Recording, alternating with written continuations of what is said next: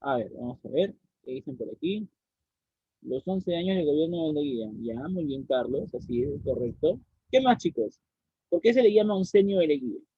Aparte de los 11 años, ¿cuál fue la importancia de este gobierno, chicos? ¿Por qué siempre se recuerda en parte de la historia del Perú? ¿Alguna idea?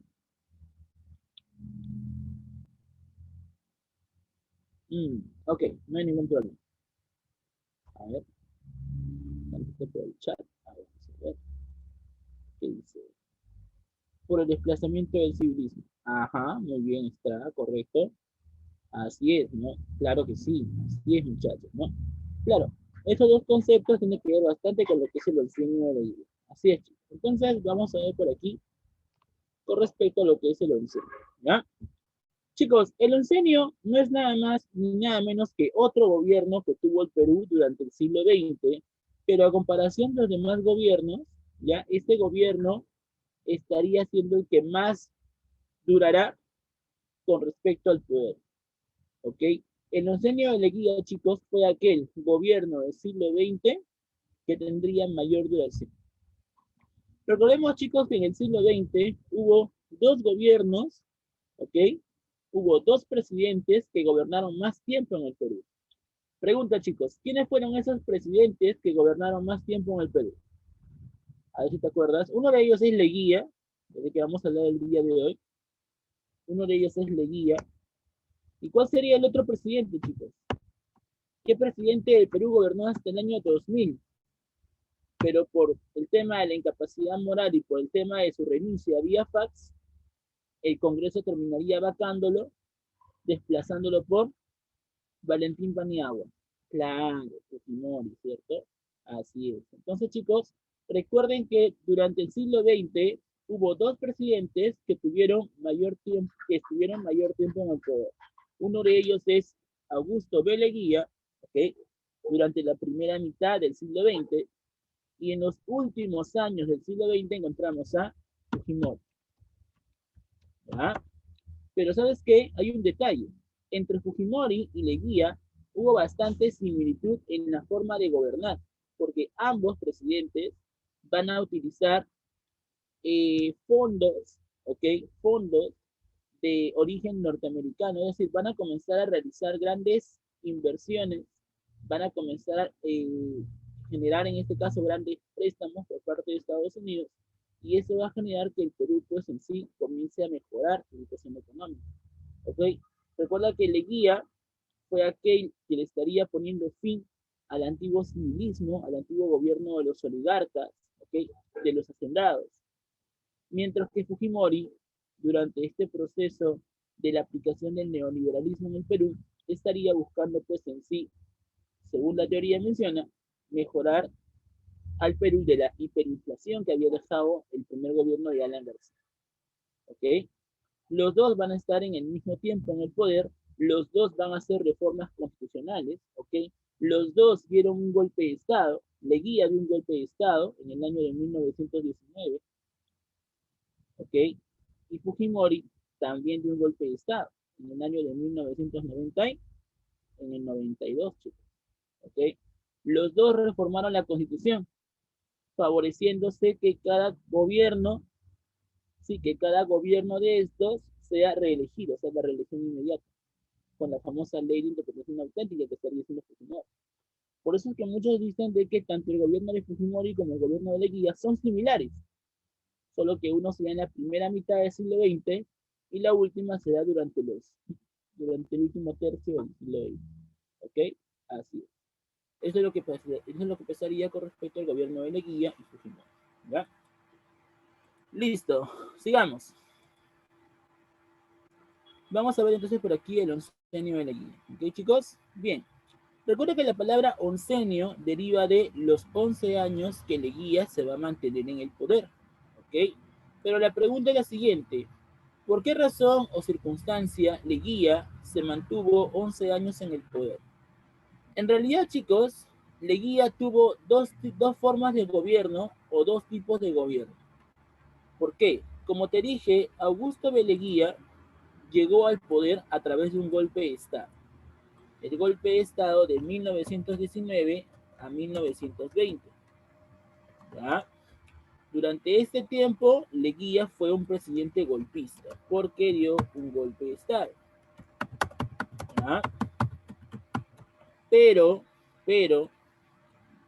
a partir de 1920 hasta 1930, Leguía gobernaría de forma constitucional, un gobierno constitucional.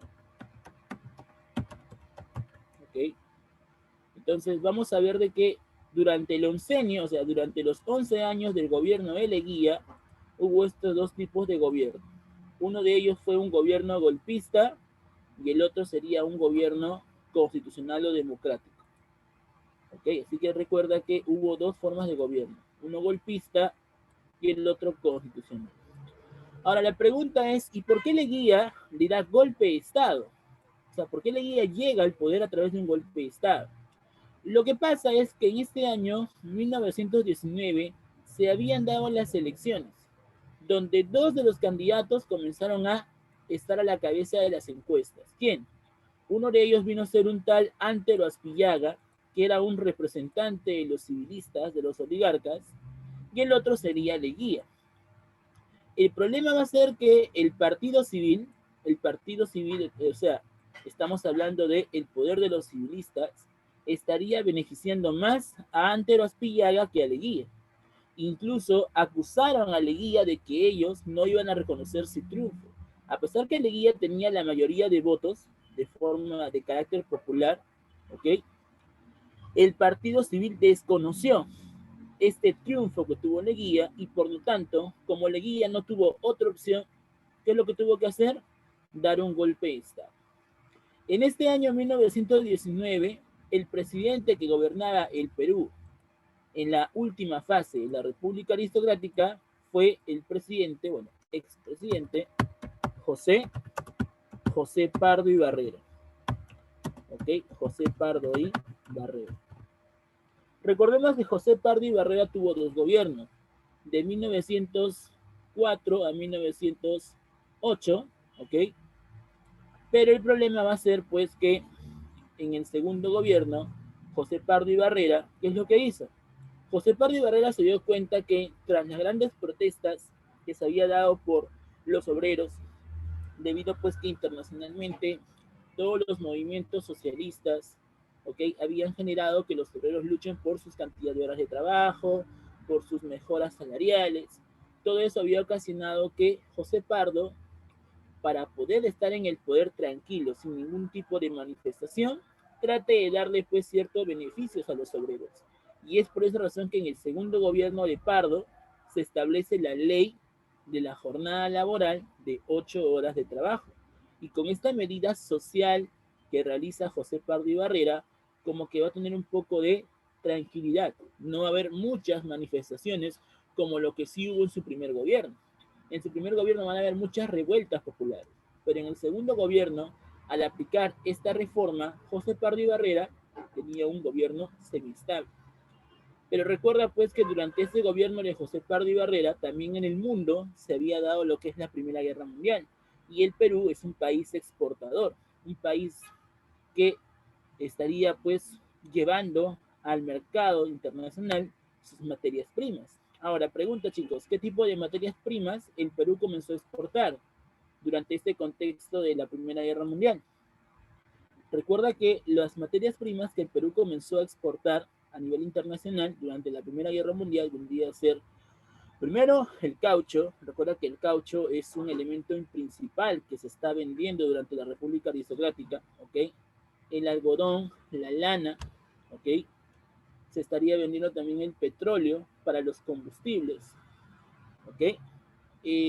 Todo esto va a generar que el Perú reciba ingresos, ¿ok? Pero recuerda que el Perú, ¿ok? Tuvo un pequeño incidente con Alemania, ya que la embarcación, el Lorto, fue pues, como quien dice, no fue hundida por un proyectil alemán y producto de eso el Perú le declara la guerra a Alemania. No te estoy diciendo que el Perú va a ir con sus tropas a atacar a los alemanes, pero sí le cierra, en este caso, pues, vías diplomáticas y también le cierra su mercado. Es decir, el Perú no le va a vender nada a Alemania. Aparte que los alemanes en esa época comenzaron pues a buscar otro tipo de mercados, pero el Perú le cierra la frontera económica, no le va a vender absolutamente nada a Alemania. Y no solamente a ellos, sino también a los que quedaban, ¿no?, en el eje. ¿Okay? Los que quedaban pues con respecto, ¿no?, a lo que es el antiguo, bueno, la antigua Triple Alianza, la conformación de estados entre Alemania, Hungría, Italia, aunque Italia ya se había cambiado de bando, las que habían quedado solamente en el grupo de la Triple Alianza quedaba pues Alemania y Austria-Hungría. Con la entrada de Estados Unidos, Austria-Hungría, vos ya te conté la semana pasada, ¿no? Con la entrada de Estados Unidos, Austria-Hungría fue derrotada, Alemania quedó en la última, y en la segunda batalla del Marne, finalmente Alemania terminó siendo derrotada. ¿Y qué tratados había firmado, chicos, para finalizar la Primera Guerra Mundial? ¿Qué tratado, chicos? El Tratado de Versalles, ¿cierto? Así es. Muy bien. Ahora, una vez que termina la Primera Guerra Mundial, en 1919, se dan las elecciones aquí en el Perú. Como te dije entonces, el Partido Civil no quería reconocer el triunfo que tenía Leguía, y para eso, pues Leguía tuvo que darle golpe de Estado a Pardo y Barrera. Cuando le da el golpe de Estado a Pardo y Barrera, Leguía comienza a gobernar sin Congreso, ya que el Congreso también estaba representado por los civilistas.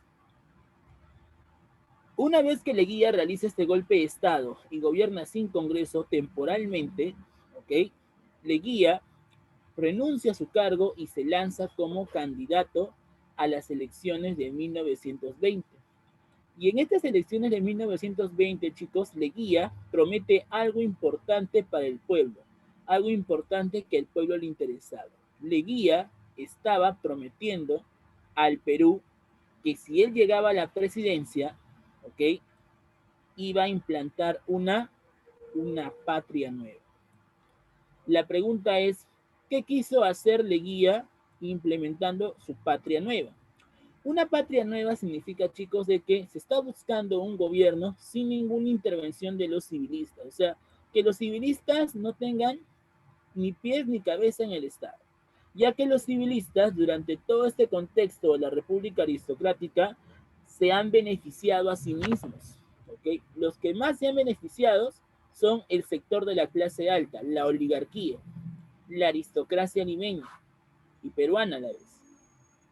Por esa razón es que Leguía comienza a motivar a las poblaciones totalmente pues precarias, es decir, se va pues al lado del bando de los campesinos, al bando de los obreros. Prácticamente Leguía se presenta bajo bajo una característica populista, bajo un papel pero súper allegado a la gente necesitada, y es por esa razón de que Leguía, al prometer esta patria nueva, la gente termina votando por él, y Leguía gana las elecciones en 1920.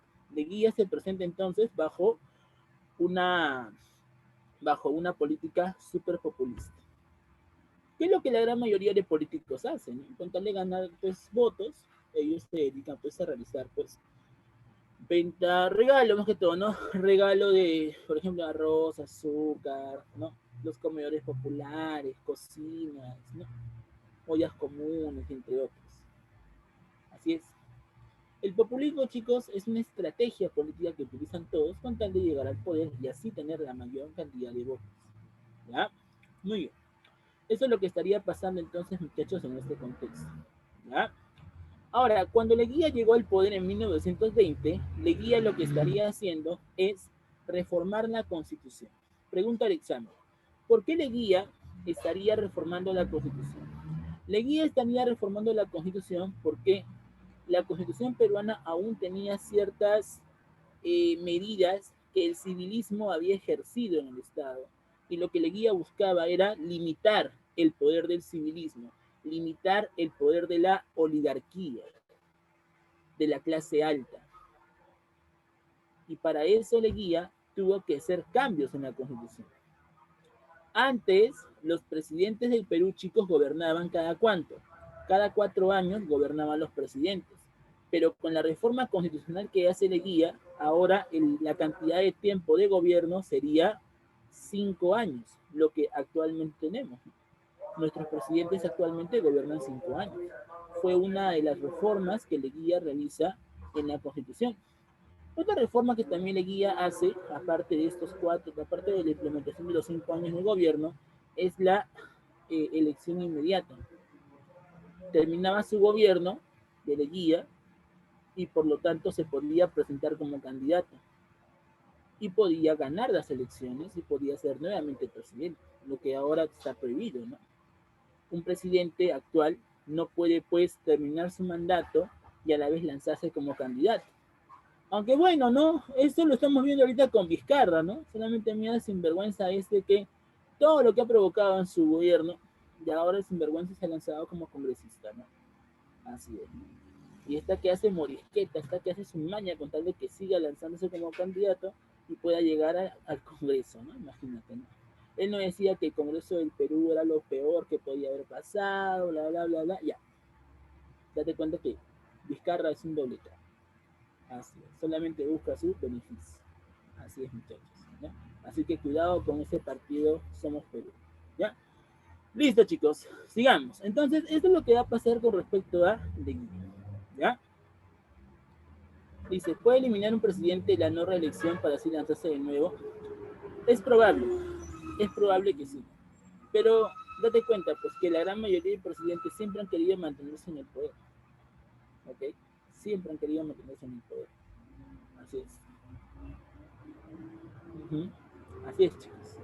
Muy bien, continuamos por acá entonces. Ya vimos por aquí entonces con respecto a las principales características políticas que estarían dándose durante el oncenio de Leguía. ¿Ya? Como te repito entonces, el oncenio de Leguía va a ser un gobierno de 11 años, ¿ok? Donde el presidente Augusto B. Leguía, ¿ok? Estaría llegando al poder y estaría gobernando por un largo tiempo, ¿ya? Ahora, Leguía, en este caso, va a gobernar bajo un régimen autoritario sus primeros años, ¿ok? Pero después renuncia al cargo y se lanza como candidato. Y Leguía termina ganando las elecciones y se convierte en presidente constitucional. Por esta razón decimos que el oncenio de Leguía también fue una dictadura civil. ¿Por qué civil? Porque Leguía, en primer lugar, no era militar. Leguía era de clase media. O sea, era una persona común de clase media, pero una persona común. No pertenecía a las Fuerzas Armadas, no pertenecía al Partido Civil. Recuerda que a pesar de que Leguía haya tenido su primer gobierno en la República Aristocrática, recuerda que él pertenecía a la clase media y el Partido Civil le hizo la vida imposible a Leguía con tal de sacarlo, ya que el Partido Civil lo que buscaba es que los que gobernaran solamente pertenecieran al Partido Civil. Y esos intentos de golpe de Estado que va a hacer el Partido Civil contra el primer gobierno de Leguía terminaría pues aplastando estos intentos de golpe de Estado, denominándolo como el Día del Carácter. ¿Ok? Así es. Recuerda que cuando hablamos acerca de la patria nueva, nos referimos a un gobierno sin ¿qué, chicos? ¿Qué es lo que prometía Leguía con la patria nueva? Un gobierno sin civilistas, ¿ok? No a los civilistas, decía Leguía. Busquemos una patria nueva. Ahora, pregunta, chicos. Si la clase alta, la oligarquía, la aristocracia peruana, va a ser duramente perjudicada, ¿cuál va a ser la clase que va a ser más beneficiada por Leguía? A ver, piensa un poquito. Repito, ¿eh? Si la clase alta o la oligarquía va a ser la que más va a ser afectada, ¿cuál será la clase que más va a ser beneficiada durante el decenio de Leguía? Háblame. Pregunta, a qué clase pertenecía Leguía? ¿A a la clase media, ¿cierto? Por lo tanto, ¿cuál será la clase que más va a ser beneficiada? Lúcete, lúcete, vamos. ¿Cuál va a ser? La clase media, pues chicos, la clase media. ¿Ok? Recuerda, si yo soy presidente de clase media, ¿a quién voy a beneficiar? A mi gente, o sea, a la clase media. Si yo soy presidente de la clase alta, ¿a quién voy a beneficiar? Obviamente a la clase alta. Recuerda que los presidentes, dependiendo a qué partido o a qué clase pertenezcan, van a incentivar, van a apoyar, van a beneficiar a su gente. ¿Ok? Entonces recuerda que es la clase media la que va a ser más beneficiada. Ponemos entonces que durante el oncenio, la clase media fue la más, la más beneficiada. ¿Ya? Fue la más beneficiada. ¿Ya? Nunca te olvides eso. A la clase más beneficiada durante el oncenio vendría a ser la clase media. ¿Ya? Muy bien. Entonces lo pongo por acá por si acaso para que lo tengas ahí.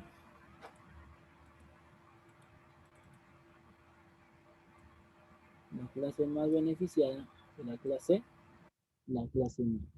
Listo, chicos. Muy bien. ¿Qué más tenemos que ver por aquí? Los antecedentes. ¿Cuáles son los antecedentes con respecto a lo que es el oncenio de Leguía? Bueno, uno de los antecedentes vendría a ser la decadencia de qué partido? La decadencia del partido civil y además la denominada República Aristocrática. Recuerda que, pregunta el examen de admisión, recuerda que Augusto B. Leguía le pone fin a la República Aristocracia, ya que Leguía pertenece a la clase alta o a la clase media. A la clase media, ¿sí? Si la clase alta ya no va a estar en el poder, eso significa que Leguía le pone fin a la República Aristocrática. Entonces, pregunta de examen de admisión.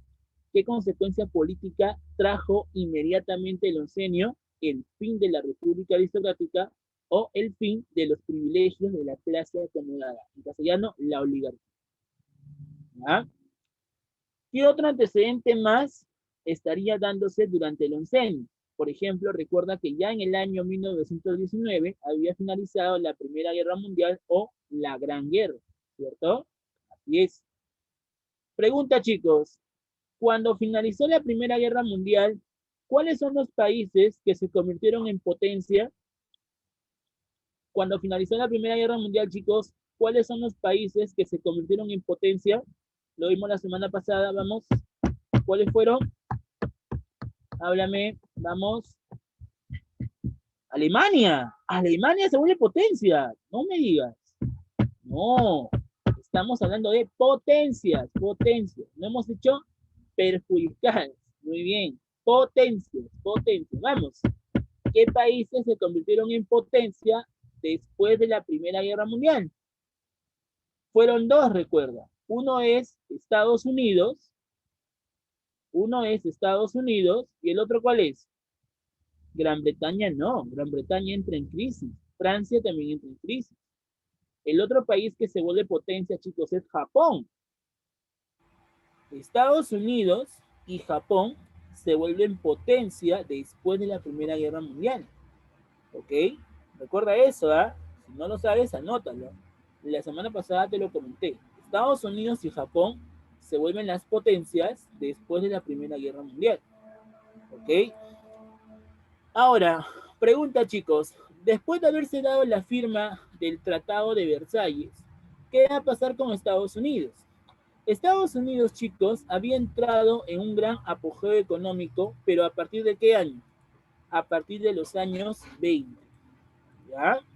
Mira, y esto es lo que está pasando ahorita, y te vas a dar cuenta al toque. Mira, en 1919 se firma el denominado Tratado de Versalles. Con ese Tratado de Versalles, recuerda que los más beneficiados fueron los de la Triple Alianza, los Triple Entente, perdón, o denominada también como los aliados. ¿Ok? Triple Entente o los aliados. ¿Ya? ¿Quiénes conformaban la Triple Entente o los aliados? Bueno, recordemos que lo conformaba Estados Unidos, ¿ok? Inglaterra, Francia e Italia. ¿Sí? Los cuatro países que vencieron pues a la antigua Alemania. Ahora, el dinero que va a recibir Estados Unidos de la indemnización que tiene que pagar Alemania por haber sido derrotada en la Primera Guerra Mundial, va a generar que los ingresos de Estados Unidos mejoren. El problema va a ser que entre el año 1920 a 1922, Estados Unidos entra en una pequeña crisis económica. ¿Por qué crisis económica? Porque ¿saben qué ha pasado en este año, chicos? ¿Saben lo que ha pasado? Y es lo que está pasando ahorita. Se había dado una pandemia. ¿Qué pandemia se había dado? se había dado la pandemia de la gripe española. Y esa pandemia de la gripe española, así como el COVID-19, había afectado duramente la economía internacional. Y los norteamericanos también fueron afectados económicamente. ¿Okay? Se dice que la principal causal que provocó la expansión de este virus, ¿okay?, de la gripe española, fue pues dada durante la Primera Guerra Mundial, durante los finales de las batallas, en los últimos 100 días en la batalla del Marne, es ahí donde se expande este virus. Y entre el año 1920 al 1922 se había dado esa pandemia de la gripe española. Pregunta, chicos, ¿y cuándo comenzó a estallar el COVID? ¿No estalló en el año 2020, el año pasado? ¿Y hasta cuándo se recuperaron de esa enfermedad? Hasta el año 22. O sea, ¿qué me quiere decir, profesor, con esto? ¿Que la enfermedad va a acabar en el 2022? Es probable. Entonces, profe, la historia se repite. Así es, la historia se repite. ¿Te das cuenta? ¿Ya? Ya a partir del año 1922, Estados Unidos mejoró sus inversiones, es decir, Estados Unidos comenzó ya a recuperarse económicamente, y al recuperarse económicamente Estados Unidos comenzó a implementar una serie de medidas, ¿ok?, que van a generar pues la inversión internacional. Incluso Estados Unidos, como tenía un buen capital, una buena inversión, comenzó a generar pues grandes préstamos a nivel internacional, sobre todo en América y países de Europa. Y uno de los países que va a depender económicamente de Estados Unidos vendría a ser el Perú. Recordemos que Leguía es el presidente que logra desplazar el capital inglés o británico y lo comienza, como dice, ¿no?, a reemplazar por el capital norteamericano. ¿Por qué el Perú en este caso desplazó el capital inglés por el norteamericano? Porque como te dije, Inglaterra después de la Primera Guerra Mundial quedó mal económicamente, entró en una crisis y por lo tanto al Perú no le conviene depender de un país en crisis. Pero como Estados Unidos es un país que ha logrado ser una potencia, gracias a esto es el por qué Leguía desplaza el capital inglés por el capital norteamericano. Y esa fue una pregunta de examen de admisión. Entonces. Ahora, ¿cómo se le llama a esa época de prosperidad económica entre el año 1922 al año 1929? Se le conoce como los felices años 20, felices años 20, o denominado también como los años locos. ¿Qué fueron los felices años 20 o los años locos? Fue el momento donde Estados Unidos tuvo una gran prosperidad económica. ¿Ok? Tanto era la prosperidad económica que los mismos ciudadanos invirtieron en la bolsa. El Estado les aplica pues una especie de campaña donde si tú invertías en la bolsa, tú invertías en los bancos nacionales, en algún momento se te devolvería tu capital al doble o al triple de tu inversión. Y además las personas comenzaron a comprar pues casas, joyas, carros, comenzaron a aparecer y a surgir los grandes empresarios norteamericanos. Pero el problema es de que al haber este descontrol de la economía, ¿sí?, al haber tanto liberalismo económico donde la economía no controla, la economía no es controlada por el Estado, ¿ok?, en algún momento generaría la peor crisis económica que vivió Estados Unidos en el año 1929. Y esa peor crisis económica, chicos, que va a vivir Estados Unidos a partir del año 1929, ¿cómo se le va a denominar? Se le va a denominar como el crack. ¿Qué significa el crack? La ruptura de la bolsa de Wall Street, donde la economía norteamericana y mundial sufrió una gran caída económica. ¿Se dan cuenta? Eso es lo que pasó. Entonces, chicos, vamos a ver por aquí, ¿sí?, vamos a ver por aquí, entonces, que entre el año 1922 al año 1929, Estados Unidos le está pasando bien. ¿Ya? Pero tú sabes que, como dice una canción, como dice el dicho, todo tiene su final. Y ese final que va a llegar para la prosperidad y bonanza económica de Estados Unidos se le va a denominar como el crack del 29.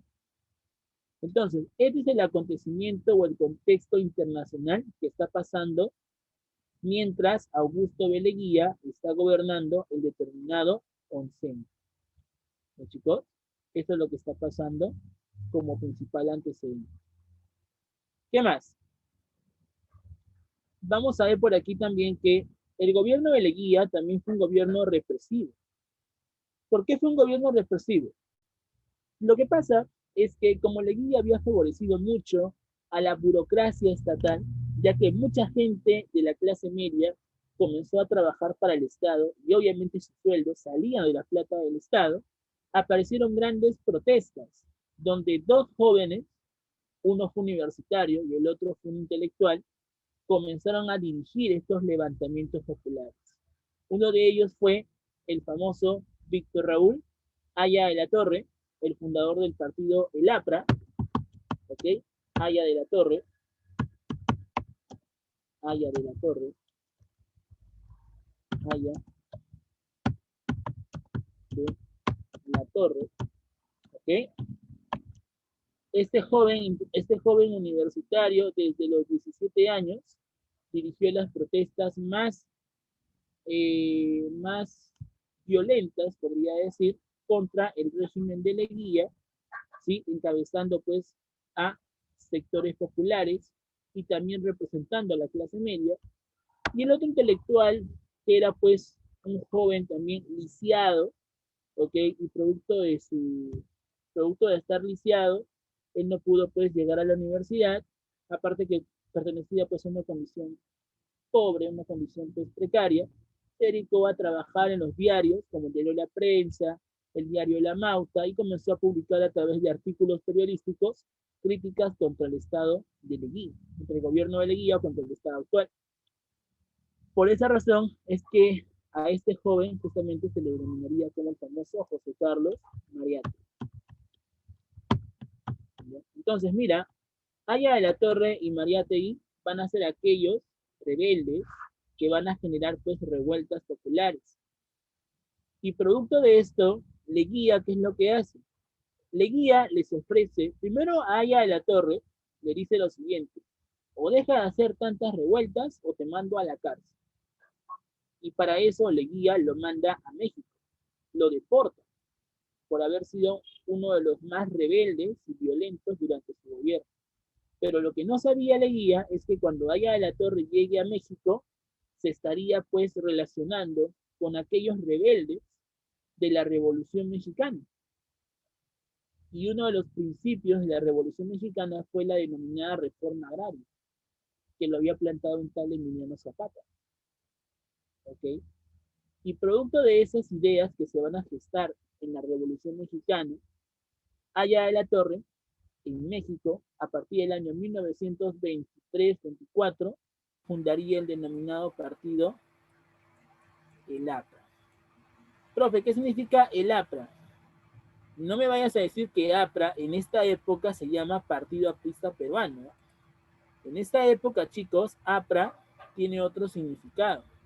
¿Y cuál es el significado del APRA, profe? El significado del APRA es Alianza Popular Revolucionaria de América. Ese va a ser en este caso el significado del APRA. ¿Ya? Este partido político entonces, ¿dónde se va a fundar, chicos? En México. ¿Cuál fue uno de los principales objetivos que tenía este partido? Uno de los objetivos era la reforma agraria, pero también era la lucha contra el imperialismo. Haya de la Torre fue un recontra antiimperialista, ya que en esa época Estados Unidos, como era un país potencia, comenzó pues a generar grandes avances sobre territorios que no le corresponden. Y es por eso que Haya de la Torre publica un libro llamado El antiimperialismo y el hambre.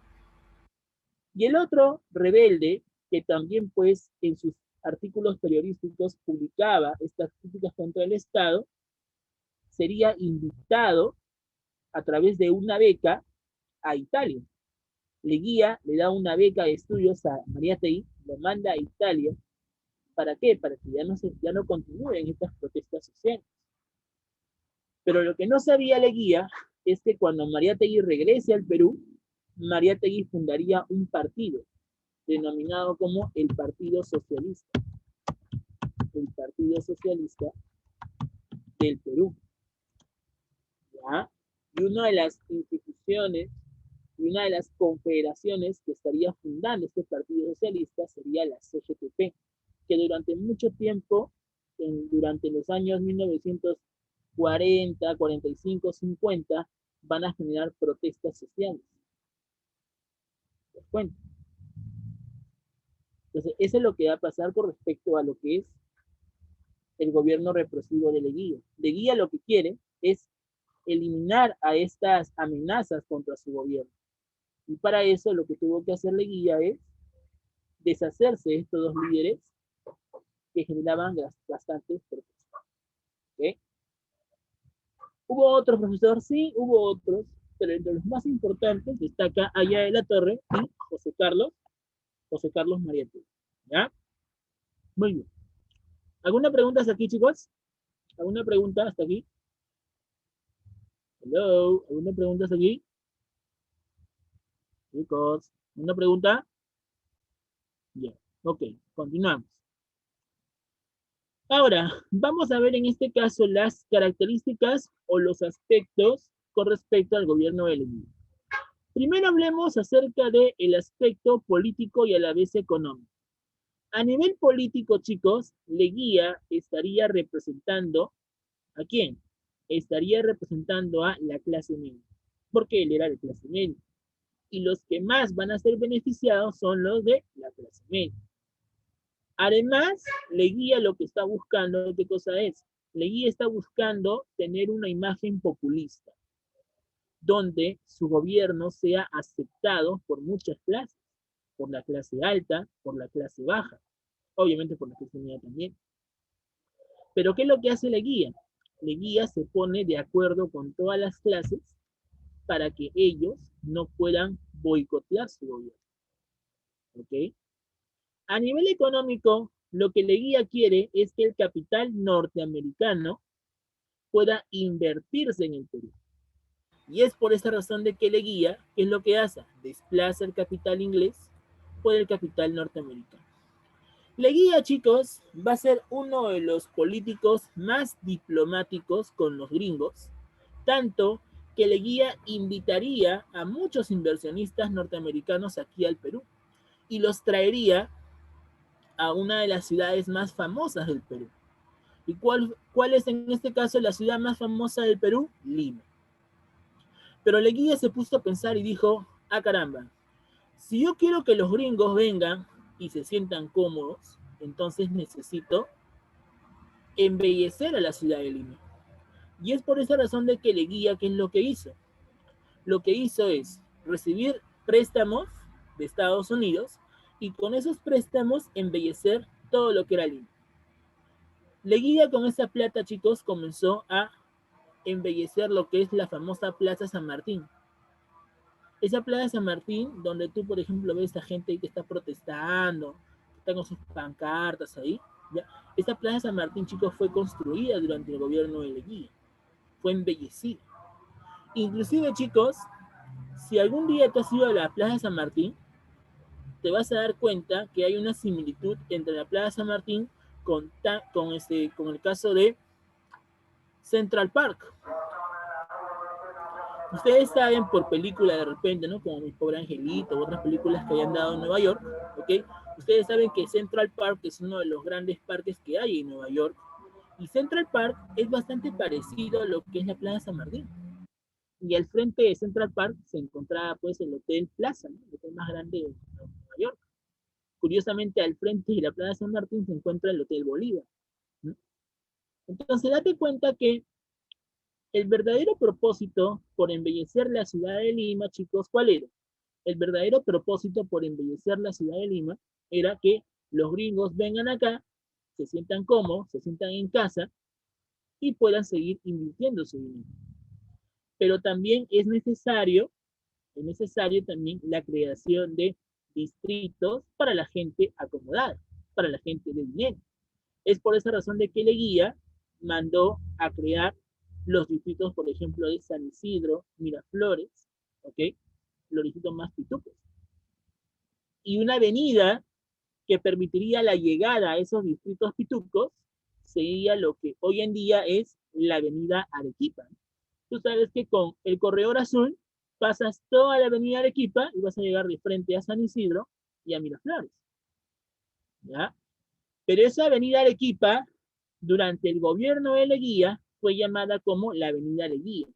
¿Por qué la avenida Leguía? Porque él fue la que la mandó a construir, con el propósito de unir los distritos más pitucos con Lima. También se van a crear otros distritos, por ejemplo, se va a crear el distrito de Lince, San Borja, ¿ok?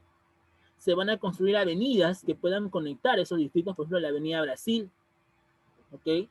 Se va a construir, por ejemplo, también otras avenidas, como la avenida, por ejemplo, Benavides, ¿ok? Así es. Entonces, poco a poco, Leguía lo que busca es que Lima esté conectada a través de avenidas y los distritos más pitucos puedan estar conectadas a estos. Incluso, chicos, el Parque Kennedy, de repente algún día habrá sido el Parque Kennedy, si tú te percatas, hay bastantes palmeras.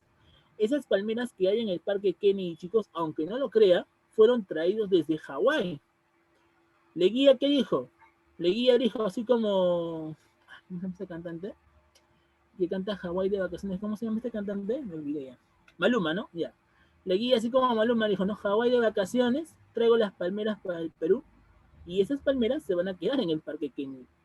Y es por esa razón que cuando tú vayas al Parque Kennedy va a ser un montón de palmeras. Esas palmeras fueron traídas desde Hawái, chicos. Entonces date cuenta que Leguía lo que quiere es que los gringos se sientan en casa. Pero como siempre, ¿qué es lo que va a decir Leguía? Ustedes no vayan a pensar que yo estoy embelleciendo Lima solamente porque quiero que la gente venga nada más. Recordemos que estamos en un momento importante para nuestra historia, decía Leguía. ¿Por qué? Porque Leguía decía, estamos en 1921. Pregunta, chicos, ¿y qué se celebró en 1921? ¿Qué se había cumplido, chicos? Vamos, ¿qué se había cumplido en 1921? Así es, el primer centenario de la independencia del Perú, chicos. Así es. Recuerda que la independencia del Perú se proclamó 28 de julio de 1821. Y por lo tanto, en el año 1921 se cumpliría el primer centenario. Lo que va a pasar este año, ¿no? Pero va a ser algo muy triste porque en este año, con el tema de la pandemia, pues dudo bastante que se pueda hacer grandes cosas por el tema del bicentenario, ¿no? Será para el próximo año. Así es. Así es, muchachos. Entonces, el pretexto que usa Leguía para seguir embelleciendo Lima es de que se cumplía el primer centenario de la independencia del Perú. Incluso, chicos, gracias a ese centenario, el Perú comenzó a recibir obsequios. ¿Qué tipo de obsequios comenzó a recibir el Perú? Por ejemplo, vamos a ver por acá. Vamos a ver por acá, por ejemplo, el famoso monumento de Don José de San Martín, que está en la Plaza de San Martín. Acá está, mira, ¿ve? Estos son los obsequios que se van a traer del extranjero por haberse cumplido el primer centenario de la independencia. Monumento de Don José de San Martín, el monumento de Simón Bolívar en el Congreso, ¿ok? La medalla del primer centenario de la independencia nacional, ¿ok? ¿Qué más? Vamos a poner acá también la torre y el reloj, que se encuentra en el Parque Universitario, en la antigua casona de San Marcos. Este arco morisco, que se encuentra pues en el Parque La Muralla, ¿ok? Antes de llegar a Bancay, entre el cruce de Bancay contra Evitamiento, ahí se encuentra el Parque La Muralla, y ahí se encuentra este arco morisco, que fue traído desde España, ¿ok? El monumento de George Washington, que se encuentra pues en la cuadra 6 de la avenida Arequipa, conocido como el Parque Washington. El monumento de Manco Cápac, ¿no? Donde se encuentra pues en la Victoria, la Plaza Manco Cápac, ¿ok? Todos estos obsequios, chicos, fueron traídos del extranjero porque el Perú cumplía sus 100 años de independencia. ¿Se dan cuenta? Y eso hasta el día de hoy pues está construido, ¿no? También está pues el monumento o, como quien dice, ¿no? La estatua de Cristóbal Colón, ¿no? El Girón Colón, que se encuentra por Wilson. ¿Ya? Entonces, ese es el porqué, chicos, Lima hasta hoy en día tiene esos monumentos. Por haberse cumplido los 100 años de la independencia, se traía estos monumentos. Ahora, es probable que este año, durante el cumplimiento de los 200 años de independencia, es probable que se pueda dar, pero viendo las circunstancias económicas, lo dudo bastante. Así, claro, de repente China, ¿no? Que ha cuadriplicado sus ingresos, de repente nos da algo, ¿no? Pero obviamente no lo va a hacer gratis, pues, ¿no? Pregunta, ¿qué pasaría si China nos trae obsequios por nuestro bicentenario? ¿Qué es lo que estaría buscando China? A ver, piensa un poquito. ¿Qué crees que estaría buscando China? Que nosotros dependamos económicamente de ellos, ¿no? ¿Y eso le va a gustar a Estados Unidos? Obviamente que no, ¿cierto? Así es. Entonces, pues, vamos a ver qué pasa en este bicentenario, ¿no? Así es. Bueno, continuamos, chicos, ¿ya? Los inversionistas norteamericanos le dijeron a Leguía, mira Leguía, todo está bien, todo está chévere, ya, pero queremos saber cuándo nos vas a devolver nuestra plata. Y Leguía dijo, pero les voy a devolver, no hay problema, les voy a devolver. No, Leguía. ¿Sabes qué? Vamos a mandar a un ministro para que inspeccione si es que el Perú nos puede devolver lo que hemos invertido. Y es ahí donde envían a un ministro llamado Cumberland. Y gracias a ese ministro Cumberland se establece la famosa misión Cumberland. ¿En qué se basaba la misión Cumberland, chicos? La misión Cumberland se basaba en que Estados Unidos le ponía requisitos al Perú para que siga dando grandes préstamos de dinero. Entonces, mira, con la misión Cumberland, Estados Unidos le pone requisitos al Perú para seguir invirtiendo. ¿Qué tipo de requisitos? Primero Estados Unidos le dice, le guía, ¿dónde vas a reunir el capital que nosotros le estamos dando? Necesitas instituciones que puedan recaudar esos fondos. No tienes, no hay ningún problema. Vamos a crear esas instituciones. Y es en ese momento donde se crea lo que es el Banco de Reserva, ojo, Banco de Reserva, no Banco Central de Reserva. Banco Central de Reserva aparece en 1933 con el gobierno de Sánchez Cerro, pero durante el gobierno de Leguía aparece el Banco de Reserva y la Caja de Depósitos y Consignaciones. ¿Ya?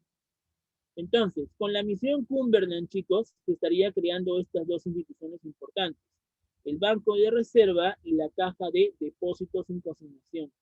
Pero ¿quién va a ser el encargado de regular estas instituciones? El mismo ministro llamado Cumberland. Entonces, con este requisito, chicos, Estados Unidos le sigue prestando plata a Leguía, porque sabe que con este ministro ahora se va a poder regular y se va a poder saber cuánto de dinero ingresa y cuánto de dinero se le va a devolver a Estados Unidos. Entonces los gringos, pues, obviamente no son tontos, ¿no? Los gringos, como cualquier, pues, inversionista, son astutos, ya que lo que quieren hacer es recuperar su dinero. También era necesario que los norteamericanos, o sea, los gringos, sigan invirtiendo sus ingresos en el Perú, o sea, sigan invirtiendo su industria, y para eso Leguía les ofrece, ¿qué cosa? Les ofrece la construcción de dos proyectos de irrigación denominados como el proyecto Olmos y el proyecto Imperial. Estos dos proyectos de irrigación, chicos, permitirían que el Perú siga dependiendo de la venta de materias primas. El problema va a ser que el único proyecto de irrigación que logra concluirse fue el proyecto Imperial. El proyecto Olmos no se concluye, chicos, se quedó en stand-by. ¿Quién es el presidente que recién en el año 2011 concluyó el proyecto Olmos? El presidente del Perú que logró concluir el proyecto Olmos sería Ollanta-Humala. Recién en el 2011, Ollanta-Humala logra pues finalizar este proyecto Olmos. pero durante el oncenio, el único proyecto de irrigación que pudo concluirse solamente sería el proyecto imperial. ¿Ya, chicos? Eso es lo que pasaría. ¿Ya? Muy bien. ¿Qué más, chicos?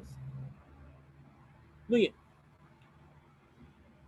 Vamos a ver por acá lo siguiente.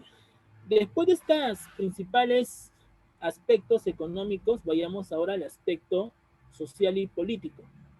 A nivel social, Leguía le promete a los campesinos que tengan trabajo. ¿Ok? Leguía le decía, ¿quieren trabajo? Sí, muy bien. A partir de ese momento van a vivir, a partir de ese momento van a vivir en lugares cercanos a las carreteras. ¿Quieren trabajo? Ya, vayan a trabajar a las carreteras. Eso le dice a los indígenas, a los campesinos. Pero ¿cuál es el problema?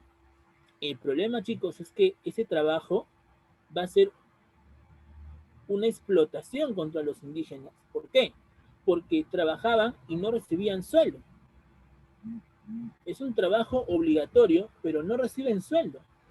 Y chicos, pregunta, en el Imperio Inca y en el Virreinato, ¿cómo se le conocía el trabajo obligatorio? ¿Cómo se le conocía, chicos, al trabajo obligatorio? Eso lo han tenido que ver hace tiempo, vamos. ¿Cómo le decían al trabajo obligatorio en el Imperio Inca? Muy bien, así es, la mita. Por esa razón es que a ese trabajo forzado en las carreteras, denominada como la ley de conscripción vial, se le conoce como la mita republicana. O sea, mira, ha pasado mucho tiempo y sin embargo los indígenas, los campesinos, siguen siendo explotados. Hombres de 18 a 50 años tenían que trabajar en las carreteras sin sueldo. Y es por esa razón de que muchos líderes estarían cuestionando y criticando esta ley de construcción vial. ¿Ok? Los gringos también tienen intereses sobre nuestras empresas eh, exportadoras de petróleo. Es por esa razón de que poco a poco estarían celebrando o firmándose tratados que puedan aprovechar la extracción de petróleo. Y ese contrato que estaría pues firmándose en el Perú con el objetivo de extraer petróleo de la zona de La Brea y Pariñas, se le va a conocer como el Laudo de París. ¿Qué cosa vino a ser el Laudo de París? El Laudo de París fue un contrato que se firma entre los gringos y el Perú con el objetivo de la extracción ¿de qué? La extracción de materias primas. ¿Ya? Pero ¿qué tipo de materias primas? Más que todo, la extracción de el petróleo. Del petróleo de La Brea y Pariñas. La Brea y Pariñas. Y con este documento, chicos, con este contrato, Estados Unidos estaría fundando una empresa denominada como la IPC. Y la IPC tendría un largo tiempo para seguir extrayendo el petróleo del Perú. Prácticamente, chicos, Leguía le entrega todas nuestras riquezas a los gringos, con tal de que los gringos sigan invirtiendo en el Perú. ¿Se dan cuenta? Así es. También se estaría entregándoles, con respecto a lo que es Estados Unidos, el tema de las mineras, centrales mineras como la Cerro de Pasco Mining Corporation. Así es. Entonces, poco a poco, chicos, vamos a ver de qué Leguía, con tal de que los gringos sigan invirtiendo en el Estado, ¿qué les ofrece? Nuestros recursos.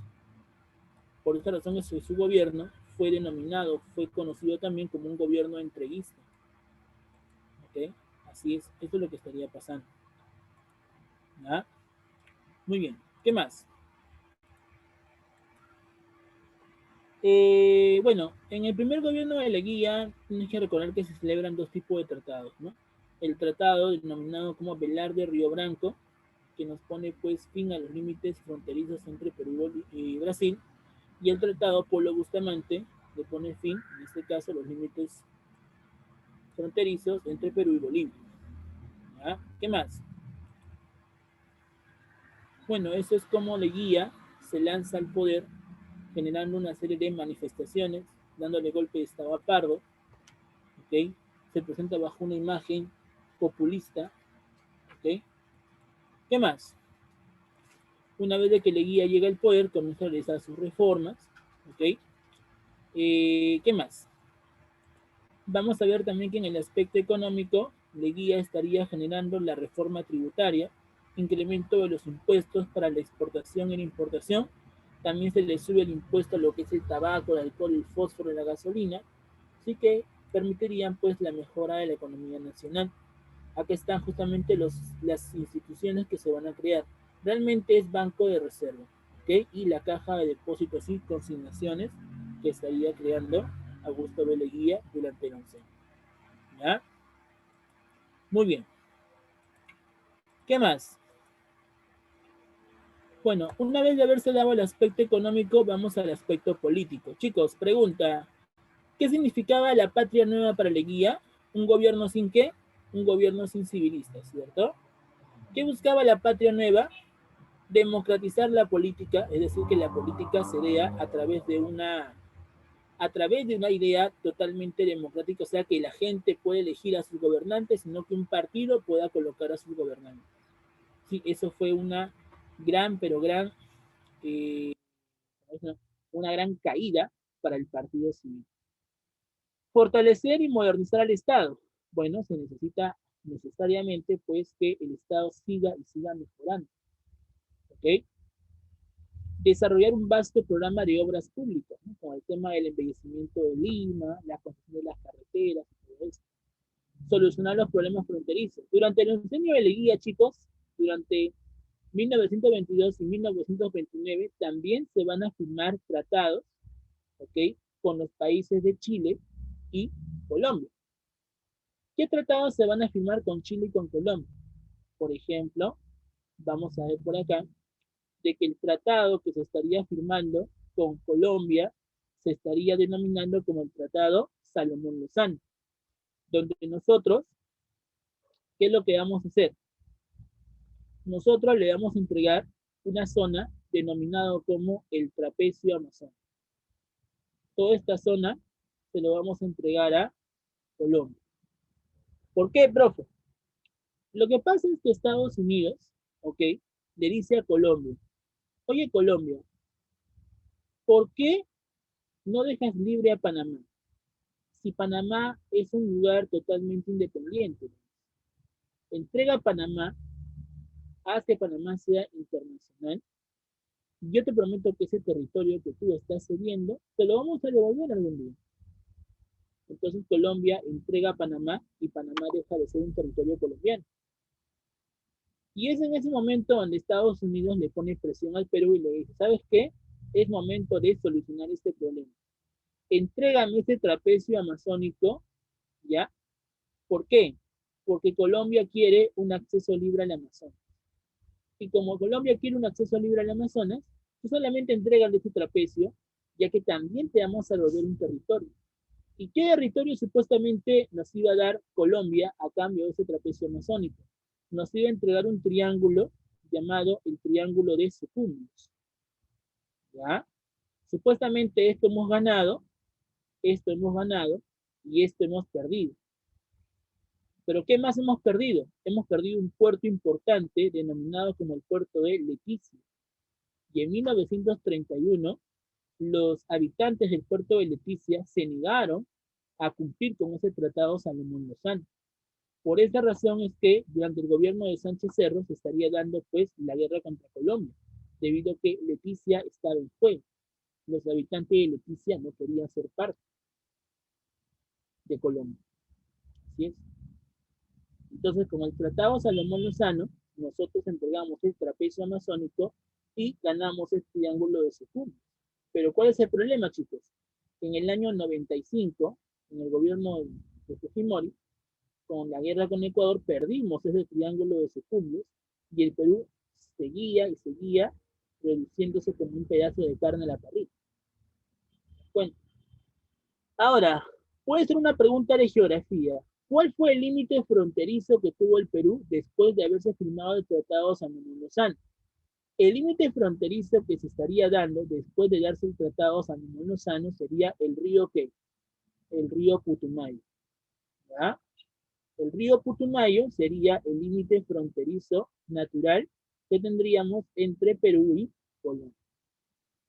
Chicos, también sería Caquetá, pero en este caso la zona natural que nos separa en frontera entre Perú y Colombia sería el río Putumayo. ¿Ya? Eso te pueden preguntar en geografía. ¿Ok? Después de haberse firmado el tratado, chicos, Salomón-Lozano, se estaría dando ahora la firma del tratado Radagamio-Figueroa Larraín, o también llamado como el Tratado de Lima. ¿Ya? Voy a poner acá, ¿ya? Lo siguiente. El tratado que firmamos con Chile se llamó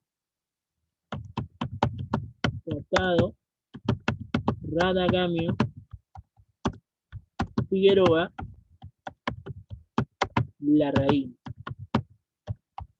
Con ese tratado Radagamio Figueroa Larraín, nosotros comenzamos a recuperar un territorio que Chile nos había quitado después de la Guerra del Pacífico. Pregunta, chicos, eso lo hemos visto también. ¿Te acuerdas qué territorio nos había quitado Chile después de la Guerra del Pacífico? ¿Qué territorio? ¿Qué territorio nos quitó Chile, chicos? Vamos. Uno fue Tarapacá, ¿cierto? Tarapacá. El otro sería Arica y el otro sería Tacna, ¿cierto? Así es. Tarapacá, Tacna y Arica. Pero recuerda que Tarapacá, con el Tratado de Ancón, le entregamos para siempre a Chile. O sea, prácticamente Tarapacá ya no nos pertenece. Lo único que nos pertenecía era Tacna y Arica. ¿Ok? Pero ¿qué había pasado, chicos? Pregunta, ¿Tacna y Arica le habíamos entregado para siempre a Chile? ¿Sí o no? No, No. le habíamos dado a través de un plebiscito, a través de un acuerdo, donde después de 10 años se le consultaría a Tacna y Arica si querían ser parte del Perú. Pero Chile no cumplió con este plebiscito, producto de la excusa de que Perú estaba en crisis y todo esto. Y es por esa razón de que recién en el año 1929, por la intermediación de Estados Unidos, ¿qué es lo que va a pasar? Perú y Chile se sientan en la mesa y comienzan a discutir sus problemas fronterizos. Es en ese momento donde Chile acuerda con Perú de que se haga el plebiscito que tanto quería. Se hace el plebiscito, la consulta popular, y los habitantes de Arica votaron por el 88% de ser chilenos. Por lo tanto, Arica, lo sentimos, pero Arica ya es de Chile. Pero cuando se hizo el plebiscito en Tacna, solamente un 48% votaba por ser peruano. ¿Ok? Y es por esa razón que poco a poco, con esta cantidad porcentual de tacneños que querían ser parte del Perú, es donde finalmente Estados Unidos dice, muy bien, si los de Tacna han votado una buena cantidad por ser peruanos, entonces que Tacna pase al Perú y que Arica se quede finalmente para Chile. Entonces Perú despídete de Arica para siempre, Arica va a ser de Chile, y Chile despídete de Tacna porque Tacna es del Perú. Y es en ese momento, chicos, donde nosotros recuperamos ¿qué? Recuperamos Tacna. Tacna se reincorpora el 28 de agosto de 1929, después de la firma del Tratado Radagamio Figueroa Larraín o el Tratado de Lima, ¿sí? Pero ¿qué perdimos para siempre, chicos? ¿Qué perdimos para siempre? Arica. ¿Ok? Entonces, pregunta del examen. Con el Tratado de Lima o el Tratado Radagamio Figueroa Larraín, ¿qué territorio ganamos? ¿Qué territorio ganamos o recuperamos realmente? ¿Qué territorio recuperamos, chicos? Tacna, ¿cierto? Pero ¿qué territorio perdimos para siempre? Arica. ¿Ok? Entonces recuerda, con este tratado recuperamos Tacna, pero perdimos Arica. ¿No, chicos? Muy bien. Esos son los dos tratados que se van a firmar durante el Oncenio de Leguía. ¿Ya? Muy bien, ¿qué más? Sigamos. Vamos ahora al aspecto, bueno, sigamos con el aspecto político. Vamos a ver que en el aspecto político, producto de la burocratización del Estado, es decir, que la gente de la clase media que tenía beneficios en el Estado, porque trabajaban en el Estado y recibían un buen sueldo, y además le guía, chicos, a la clase media, va a favorecer tanto que le va a entregar tierras, le va a entregar títulos de propiedad en los lugares más finos del Lima. Leguía le dice a la clase media, hermano, ¿qué haces viviendo con la chusma? ¿Por qué mejor no te vas a una zona pituca y te alejas de esa gente? Y es ahí donde Leguía le entrega títulos de propiedad ¿a quiénes? A los de la clase media, para que vivieran en los distritos como Lince, San Isidro, Miraflores, Barranco. Y poco a poco es ahí donde se va a escandalizar esta preferencia, esta burocratización, que en realidad, chicos, fueron grandes actos de corrupción. Por esa razón es que se va a generar una fuerte oposición por parte de líderes intelectuales. ¿Y quiénes son nuestros líderes intelectuales que le van a hacer la vida imposible a Leguía, chicos? Hemos hablado hace un rato de ellos. ¿Quiénes fueron? ¿Te acuerdas? ¿Quiénes fueron esos intelectuales que van a encabezar las grandes protestas contra el gobierno de Leguía? Lo hemos dicho hace un rato, chicos. Uno de ellos, ¿quién fue? El fundador del APRA. ¿Quién es el fundador del APRA? Aya La Torre y Mayategui. Perfecto, así es. Allá de la Torre y José Carlos Muriel. ¿Ok? Pregunta, producto de estas oposiciones, producto de estas revueltas que van a encabezar, ¿qué hizo Leguía? Los deporta, ¿cierto? Allá de la Torre lo deporta a México y a Mariátegui lo envía a Italia con una beca de estudio, ¿no? Para que no haga morisqueta, ¿cierto? Ahora, ¿qué pasa con Mariátegui? ¿No? Ya hablamos de Aya, ¿no? Dijimos de que Aya cuando llegó a México se va a empapar de los ideales de la Revolución Mexicana, sobre todo el tema de la reforma agraria, pero ¿qué va a pasar con Mariátegui? Cuando Mariátegui llega a Italia, chicos, Mariátegui se nutre de todo lo que pasó durante la Revolución Rusa de 1917, provocando que Rusia se convirtiera en el primer país socialista del mundo del siglo XX, denominado como la Unión Soviética. Y gracias a la ideología de Lenin, ¿sí? A través de la lucha de clases y el fin de la propiedad privada, José Carlos Mariátegui estaría nutriéndose ¿de qué? Del socialismo. O sea, en castellano, Mariátegui se vuelve socialista cuando se entera y lee todo lo que pasó durante la Revolución Rusa de 1917. Y cuando regresó al Perú, todos esos ideales socialistas que habían generado el triunfo de la revolución, lo aplicaría en el Perú, fundando así el Partido Socialista Peruano. ¿Ya?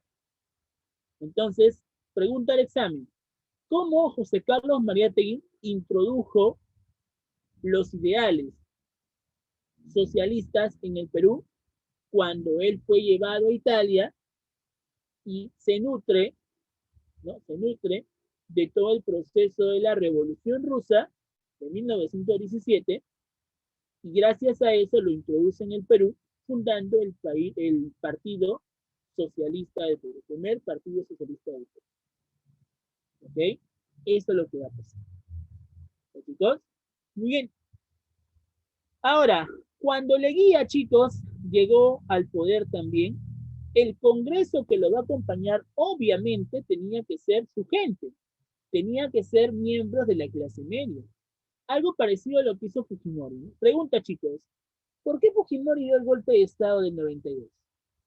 ¿Están contados? ¿Por qué Fujimori dio el golpe de Estado del 92? ¿Han escuchado esa parte de la historia? Ya. Chicos, una de las razones por qué Fujimori dio el golpe de Estado es que el Congreso, así como Vizcarra, ¿no? El Congreso, ¿ya? Le negaba las cuestiones de confianza. El Congreso, durante la primera parte, los primeros años de Fujimori, ¿ya? Era un congreso aprista, ¿ya? Prácticamente el 60% era aprista. Y lamentablemente el APRA se opuso radicalmente contra Fujimori. Tanto que Fujimori ya estaba hasta acá de tantas imposiciones que le prohibía el partido aprista en el Congreso. Así que Fujimori dijo, bueno, si no me van a ceder la cuestión de confianza, así como Vizcarra, si no me van a dejar tranquilo, no me van a dejar proponer reformas para el cambio del Estado, entonces este Congreso está de más. Una de las causas, no te estoy diciendo que solamente esta fue el por qué Fujimori del golpe. Fujimori tenía otras intenciones. Las intenciones de Fujimori también era cambiar la constitución del 79. ¿Por qué? Porque esa constitución del 79 tenía también propuestas apristas. Entonces, Fujimori tenía dos intenciones por qué dio el golpe de Estado del 92. Uno, cambiar la constitución y además sacar ese Congreso que le impedía gobernar. Por eso es que Fujimori da el golpe de Estado. Lo mismo pasa con Leguía. Recuerda que el Congreso también estaba representado por el Partido Civil. Y pregunta, chicos, ¿qué prometía Leguía con la Patria Nueva? ¿Qué prometía Leguía con la Patria Nueva? ¿Te acuerdas? ¿Qué prometía? ¿Un gobierno sin qué? ¿Sin civil? Sin civilistas. Por esa razón es que Leguía, después de haber ganado las elecciones, su Congreso sería un 99 o 100% ¿de qué? De su gente. Y pregunta, chicos, ¿quiénes eran los representantes de Leguía? O en castellano, ¿quién es la gente de Leguía? Los miembros de la clase media. ¿Te das cuenta? Por esa razón es que Leguía, cuando gobierna, a partir del 20 al 29, gobernó con un Congreso al 100%, 99% miembros de la clase media. ¿Te das cuenta? Y este Congreso, obviamente, si está representado por la gente de Leguía, va a apoyar todas sus propuestas, todas sus reformas. ¿Te das cuenta?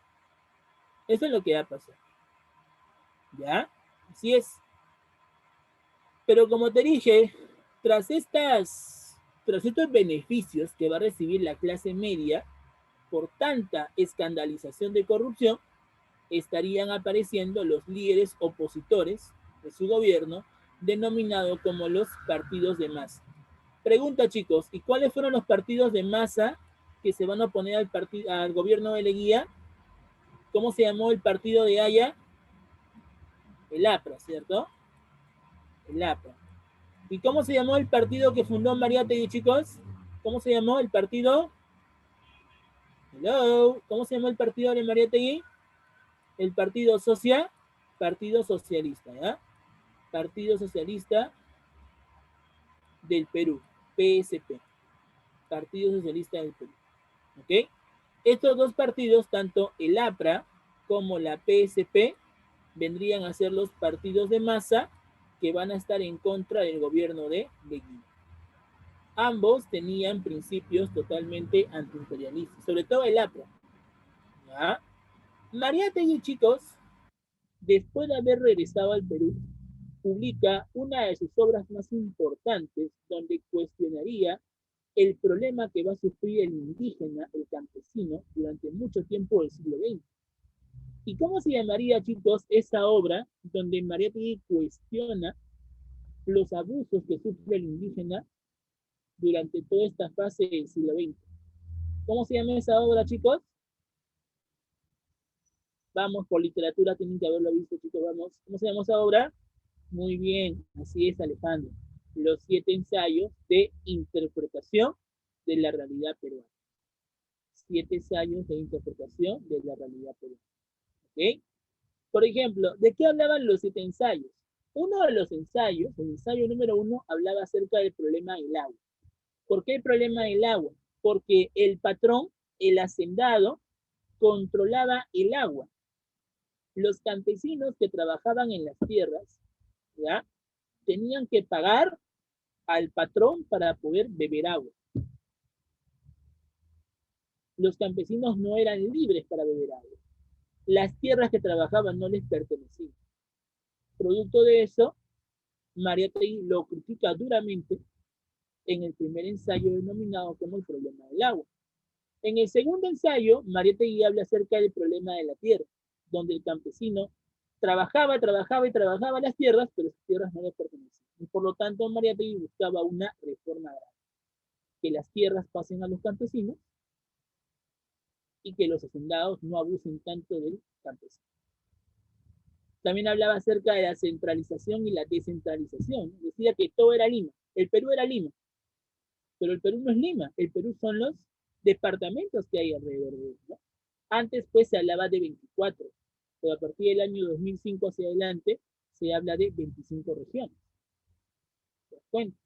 Entonces, los 7 ensayos de Mariátegui, los 7 ensayos de interpretación de la realidad peruana, cuestionan principalmente la situación política que ha vivido el campesino, que ha vivido el indígena durante ese contexto. ¿Los chicos? Muy bien. ¿Qué más? Vamos ahora con la parte social, chicos. ¿Qué hace Leguía? ¿Cómo Leguía pudo tener, como quien dice, ¿no? Pudo tener una conversación tan clara de que no van a boicotear su gobierno los miembros de las demás clases. Chicos, Leguía se reúne con todas las clases y les dice lo siguiente. Primero se reúne con la clase alta, ¿ya? Pregunta, ¿quién representaba la clase alta, chicos? ¿Quiénes eran los de la clase alta? Los oligarcas, ¿cierto? La oligarquía.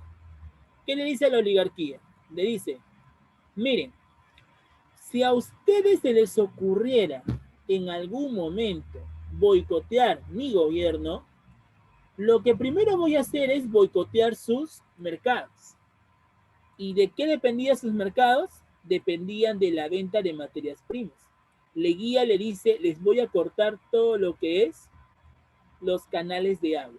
Y por lo tanto, sus cultivos ya no van a poder funcionar. Así que déjenme gobernar tranquilo y no se metan conmigo. Entonces, date cuenta que Leguía amenazó a la oligarquía. ¿Ok? Es así como la oligarquía dijo, ya Leguía, ya está bien, no te voy a molestar. Perfecto. Ningún golpe de Estado, ¿eh? No, Leguía, ya fue. Muy bien. Siguiente.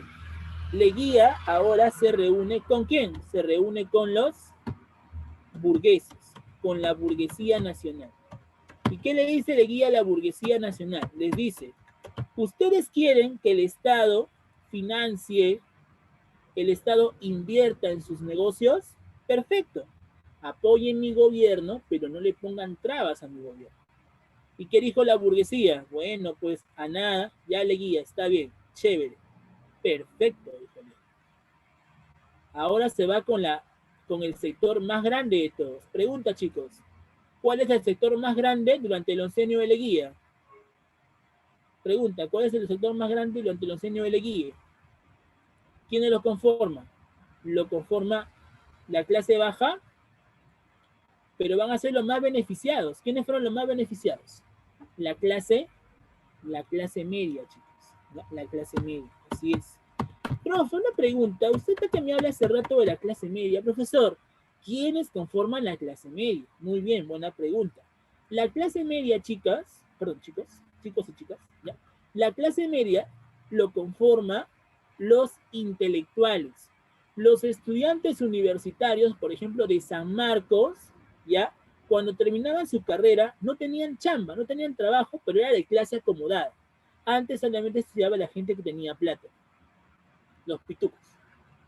Entonces Leguía les dice, si ustedes quieren trabajar, el Estado les brinda trabajo, el Estado les abre las puertas para que ustedes, una vez de haber terminado su carrera, trabajen para el Estado y el Estado les va a pagar un buen sueldo.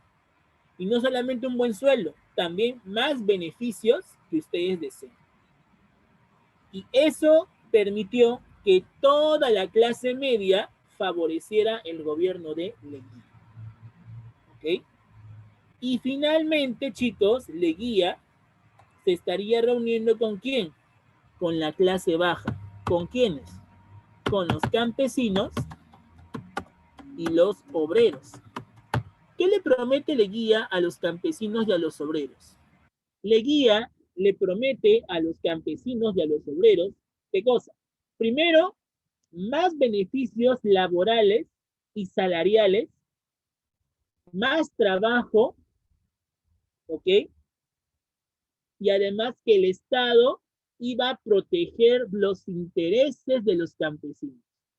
El campesino, chicos, comenzó a ser respaldado, entre comillas, por Leguía.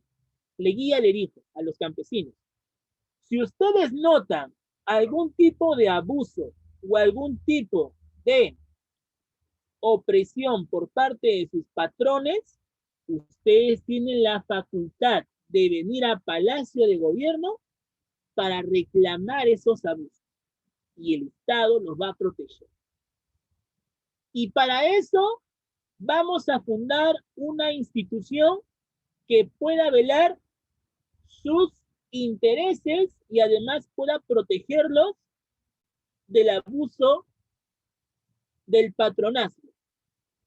¿Y cómo se llamaría esta institución que va a proteger y velar al campesino del abuso de sus patrones? La Oficina Nacional de Asuntos Indígenas. Y con esta Oficina Nacional de Asuntos Indígenas, el campesino podía reclamar, ¿sí?, todo tipo de abuso por parte del patrón. Pero realmente, chicos, Leguía le importaba un pepino lo que pasaba con el indígena. O sea, ¿qué es lo que pasa? Leguía lo único que quiere es estar en paz con todas las clases. A él le interesa un pepino si es que el patrón abusa o no abusa del campesino. Él solamente quiere quedar bien, como todo político, chicos. ¿Ya? A pesar que los campesinos hayan entrado a Palacio, hayan almorzado con Leguía, se hayan tomado un selfie con Leguía, pues eso es cuestión del populismo, chicos. Leguía lo único que quiere es quedar bien con todos y se acabó. ¿Te das cuenta? Eso es lo que pasa con Leguía. Incluso, chicos, Leguía se va al Cusco y en el Cusco hace un discurso en quechua, cuando ni siquiera Leguía sabía hablar quechua. Es más, Leguía en pleno discurso saca una bandera de colores que estaba tirada en el piso y le dice a los campesinos, esta es tu bandera del Tahuantinsuyo. Con esta bandera te vas a representar en la política nacional. Y en ese momento la gente creyó que el Tahuantinsuyo tuvo bandera cuando no existió bandera, chicos. Aquella persona que te haya dicho que el Tahuantinsuyo tuvo banderas es totalmente falso, chicos. No hay ningún historiador del Perú que mencione que el Tahuantinsuyo tuvo bandera. Profe, pero ya viste mi lámina Huascarán, te están estafando. Profe, aprendo en casa, te están estafando. ¿Te das cuenta? El Tahuantinsuyo, chicos, no tuvo bandera. Esta bandera lo crea Leguía, con tal de que el campesino, pues, se identifique con la nación. ¿Ya? Así es. Al defender tanto a los indígenas, chicos, ¿ya? En la literatura estaría surgiendo una corriente denominada como el indigenismo. De repente en literatura te van a hablar, o ya te habrán hablado, del indigenismo. El indigenismo fue una corriente literaria, ¿sí?, que estaría protegiendo y velando los intereses del indígena. ¿Ya? Recuerda que los precursores del indigenismo serían, pues, González Prada y Clorinda Mato de Tormes. Y los líderes que van a iniciar este indigenismo serían, pues, López Albújar, Ciro Alegría y el denominado José María Arguedas. Y en cada una de sus obras estarían, pues, describiendo la psicología interna del indígena. ¿Se dan cuenta? Entonces Leguía comienza, pues, a proteger los intereses del indigenismo. ¿Ok? Incluso, chicos, durante estos discursos, Leguía les propone a los indígenas, a los campesinos, pues que estos se preocupen por conservar su cultura, por supuestamente representar los preceptos morales del antiguo imperio inca. ¿Has escuchado del famoso Amazúa, Amaqueya, Mayuya? Lo que supuestamente los incas, ¿no?, respetaban, los valores que respetaban los incas. Chicos, no hay ningún historiador del Perú que diga que los incas realizaron estos preceptos morales. Ya, no hay ningún historiador, sino que los indigenistas en este contexto del gobierno de Leguía están tratando de representar al indígena como una persona que sí cumple sus normas, una persona disciplinada, y por lo tanto eso es el por qué se dice que en el imperio inca se protegía o se respetaba estos preceptos morales o valores. ¿Me dejo entender? Eso es lo que da paso. ¿Ya, chicos? Muy bien. Y para finalizar, chicos, esto ya, vamos a ver el fin y la caída del oncenio. ¿Cómo cae el oncenio de Leguía, profe? El oncenio de Leguía, chicos, cae debido a una situación internacional que sucede en Estados Unidos. ¿Cuál es? El denominado crack del 29. Como te dije, el crack del 29 fue aquella situación donde la bolsa de Nueva York, por no tener un freno, por no controlar el estado de la economía nacional, la economía formó una burbuja inflacionaria. Y esa burbuja inflacionaria creció tanto que en algún momento tuvo que reventar. Y al reventar generó la peor situación económica tanto en Estados Unidos como a nivel mundial. Así es. Muchos bancos quebraron, muchas empresas quebraron por el tema de la gran crisis generada por el crack del 29. Gracias a eso se corta el crédito externo. Estados Unidos ya no le presta plata al Perú. Le dice Perú, lo siento, pero no tengo. ¿Ok? Más bien devuélveme lo que tú tienes. Devuélveme la plata que yo te he prestado. Y el Perú también le dice, pero ¿de dónde te voy a dar si no tengo plata? Entonces, entre los dos se ven acá. Paralización de las obras públicas. Las carreteras ya no se construyen. ¿Por qué? Porque se dieron cuenta que Leguía los había utilizado. Los campesinos protestan, los intelectuales protestan, los trabajadores de la clase media, los representantes de la burocracia estatal también protestan porque se quedan sin sueldo. Caen las exportaciones, Estados Unidos ya no nos compra materias primas, ellos mismos quieren crear sus propias materias primas, ellos mismos quieren manejar su mercado. ¿Ok? Y producto de toda esta crisis económica y política que atraviesa el Perú, desde Arequipa, un militar llamado Luis Miguel Sánchez Cerro termina dándole golpe de estado a Leguía. Leguía, chicos, se estaba escapando del Perú, ¿sí? En un crucero, en un barco llamado Miguel Grau. Y ya poquito nada más de dejar el puerto del Callao, a Leguía lo cuadra, lo detiene. Y una vez que lo detiene, Leguía termina siendo apresado.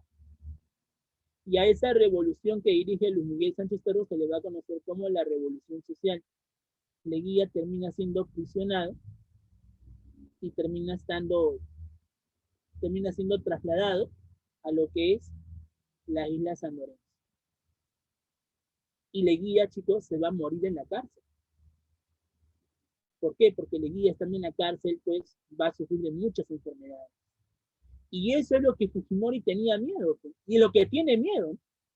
Fujimori no quiere terminar como Leguía, morirse en la cárcel, dando pena. Yo te decía, el gobierno de Fujimori y de Leguía son bastante similares. Y Fujimori tiene miedo justamente de terminar como Leguía, morirse en la cárcel. ¿Te das cuenta? Ese es el problema. Así es, chicos. ¿Qué consecuencia trajo el golpe de Estado de Sánchez Cerro? El origen del tercer militarismo. El tercer militarismo, chicos, fue aquella situación de los militares nuevamente llegaron al poder y buscaron cambiar la situación política y económica del Perú. ¿Sí? Durante el gobierno de Sánchez Cerro se estaría aplicando lo que es la misión Kemmerer, donde Estados Unidos en el año 33 al 34 trató de enseñarle al Perú cómo podía mejorar su situación económica. No le presta plata, pero sí le enseña medidas para que pueda mejorar su situación económica. En el año 36, con el gobierno de Oscar R. Benavides, recién Estados Unidos, que estaba recuperándose poquito a poquito, le brinda pues una migaja de apoyo económico para que el Perú siga mejorando. Pero antes del año 36, solamente Estados Unidos con la misión Kemmerer le enseña cómo poder mejorar su situación económica. Y todo esto se estaría dando durante el denominado tercer militarismo. ¿No, chicos? Muy bien, muchachos. Entonces, nos vamos a quedar hasta aquí, ¿ok? Y la próxima semana continuamos con el siguiente tema. ¿No, chicos? Muy bien. ¿Alguna pregunta antes de pasar al examen, chicos? ¿Alguna pregunta? ¿Alguna duda? Hello. ¿Alguna pregunta? ¿Alguna duda?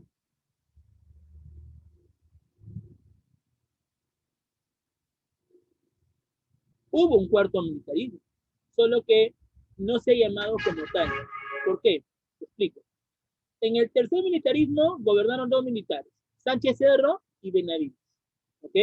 Benavides tenía que gobernar del 33 al 36. ¿Por qué?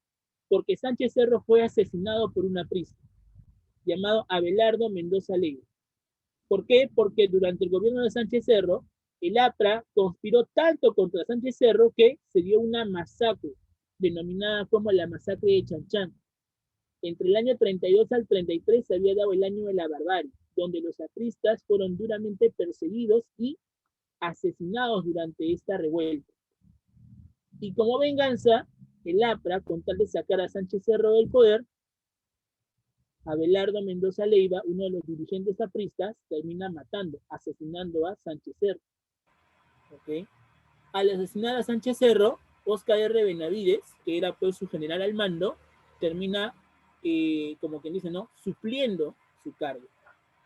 Pero el Congreso, ¿qué es lo que hace? El Congreso se dio cuenta que Benavides en sí estaba mejorando la situación económica del Estado. Así que el Congreso mismo le dice, ¿sabes qué, Benavides? Mejor quédate hasta el 39 y en el 39 convocas elecciones. Es por esa razón que Benavides terminaría gobernando del 33 hasta el 39. ¿Cuántos años gobernó Benavides? 6 años. ¿Te das cuenta? Y durante esos 6 años, cuando Estados Unidos comenzó a invertir capital sobre el Perú, con la misión Kemmerer todavía, R. Benavides comenzó a generar grandes obras públicas como la carretera panamericana, que conectaría pues Estados Unidos con toda América, la creación del Código Civil, en este caso del 39, la construcción del Hospital Almenara, por ejemplo, ¿sí? Hospital del Obrero, como se conocía, y así. Las obras públicas se van a generar gracias a la inversión norteamericana que se va a dar a partir del 36 al 39. ¿Okay? Termina el tercer militarismo y se da la denominada Primavera Democrática. La Primavera Democrática fue aquel momento donde el Estado comenzó a elegir nuevamente a través de la democracia a su presidente. Y el presidente que llegaría a través de las elecciones, en esta época de la Primavera Democrática, sería Manuel Prado Ugarteche. ¿Okay? Manuel Prado Ugarteche, chicos, fue uno de los políticos pitucos tipo Forsyth, ¿ya? Porque recuerda pues que el apellido Prado era un apellido que tenía plata. Y por lo tanto, Prado Ugarteche se relacionaba con gente importante. Tan importante fue Prado Ugarteche que Prado Ugarteche se va a relacionar con Estados Unidos y durante la Segunda Guerra Mundial, Estados Unidos comenzó a incrementar nuestras exportaciones de materias primas y el Perú comenzó a mejorar económicamente. ¿Ya?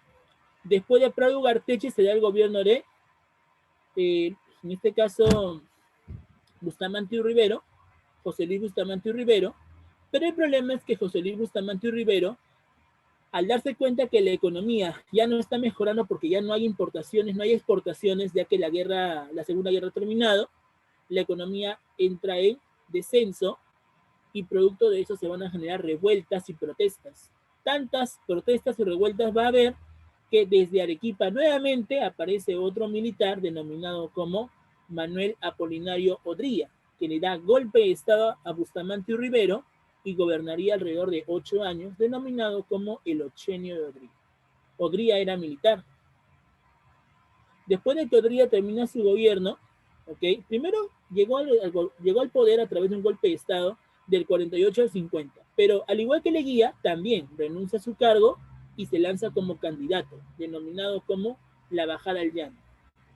y del 50 al 56 Odría gobernaría de forma constitucional. ¿Ok? Termina el gobierno de Odría, se da el gobierno de Manuel Prado Ugarteche, otra vez, aumentan las exportaciones. Estados Unidos en esta época de la Guerra Fría implementa una reforma llamada Alianza para el Progreso, donde poco a poco el Perú, a través del boom pesquero, mejoró su economía. Pero en el año 63 al 68, Fernando Belaúnde Terry, que era nuevo para la política, también llegó al poder a través de las elecciones, pero el gobierno de Belaúnde terminaría siendo interrumpido ¿por quién? Por el golpe de estado de Juan Velasco Alvarado. Entonces, date cuenta que a pesar de todo, sí hubo un cuarto militarismo, pero claro, no va a ser un militarismo completo, sino por partes. Odría, Velasco, Morales Bermúdez. ¿Me dejo entender? A esa época, a ese tiempo, se le podría denominar como un cuarto militarismo. ¿Ok? ¿Se entendió con eso, Salim? ¿Se entendió con eso? ¿Se entendió? Ok. ¿Alguna pregunta más, chicos? ¿Alguna duda? Vamos, chicos. ¿Todo claro? Ok. Listo. Bien, muchachos. Entonces, hasta aquí nos vamos a quedar. ¿Sí? Vamos a pasar directamente entonces al examen. ¿Ok? Al examen